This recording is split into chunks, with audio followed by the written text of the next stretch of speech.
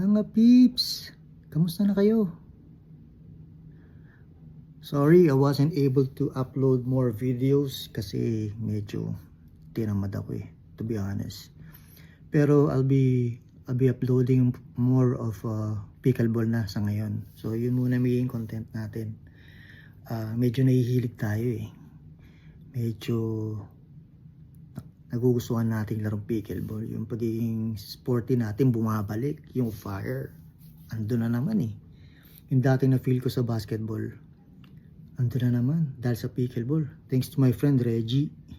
So ang pag-usapan natin ngayon is about pickleball paddle. So ito yung mga pickleball paddle ko, kung anong meron ako ngayon. So isa-isahin ko sa inyo okay?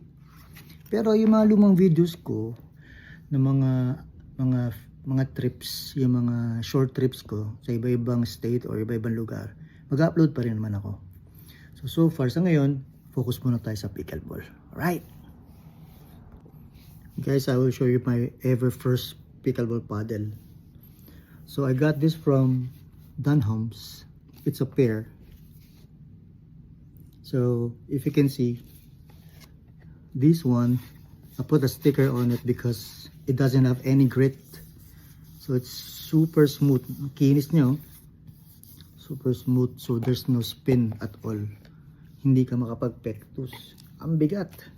Kaya nisipan ko, dahil andito naman yung mga in-laws ko, papagamit ko muna sa kanila sa beginner. So nilagyan ko ng sticker. I put a sticker on it and it has grit. Effective. So akala ko nakamura na ako, napamahal pa pala ako. Sana nagdagdag na lang ako at nag-invest mas magandang paddle para medyo mas mag-improve ako. So medyo, kasi kaya naman ito yung kinuha ko dahil wala sa isip ko dati, ayoko talaga, parang recreational lang, hindi talaga for competition. So yun, ito hindi ko siya pinamimigay, hindi ko siya binibenta kasi ito yung parang naging benchmark ko dito talaga ako nag-start. So parang proud pa rin ako kahit ganito yung paddle ko dati, diba? So yun. Next one is Temu Ben Jones. So it's also nice. It's gritty. Ganda siya. Very light. Tapos maganda yung spin niya. Tsaka pag flick, maganda yung mga balik Yung ibablock mo yung yung mga bangs nila. Ibablock mo, ganda to. Control, okay. So syempre hindi siya yung tunay, hindi siya yung original. Pero I'm happy about it. I'm happy. Ito yung second ko, Ben Jones Temu from Temu. Sadly, wala siyang bag, wala siyang box. Ang meron siya, paper bag. Next one on the list is yung Warping Point. Warping Point, di ba? So it's also light,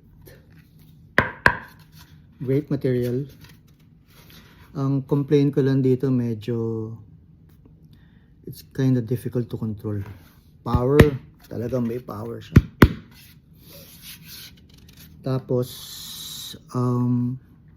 flicks, maganda rin siya kasi medyo magaang pero yung control dinking medyo tsaka yung placing ng ball, yun medyo hirap ako sa paggamit to.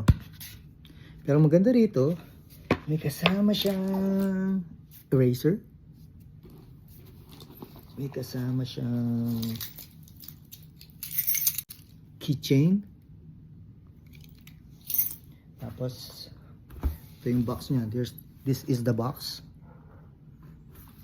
Warping Point, legit yan. Hindi siya clone, hindi siya imitation, siya own brand. Tapos meron siyang extra na grip Basta ba? At meron siyang warranty. See? Warranty. Super happy naman ako sa kanila. At sila yung gamit ko everyday pagka nagpe-play ako. My friends sa morning gig. So yun. So watch out, meron akong darating, meron akong orderin. Last ang plano ko kasi last Pro Canon na Kung Fu Panda. Till next time. Bye.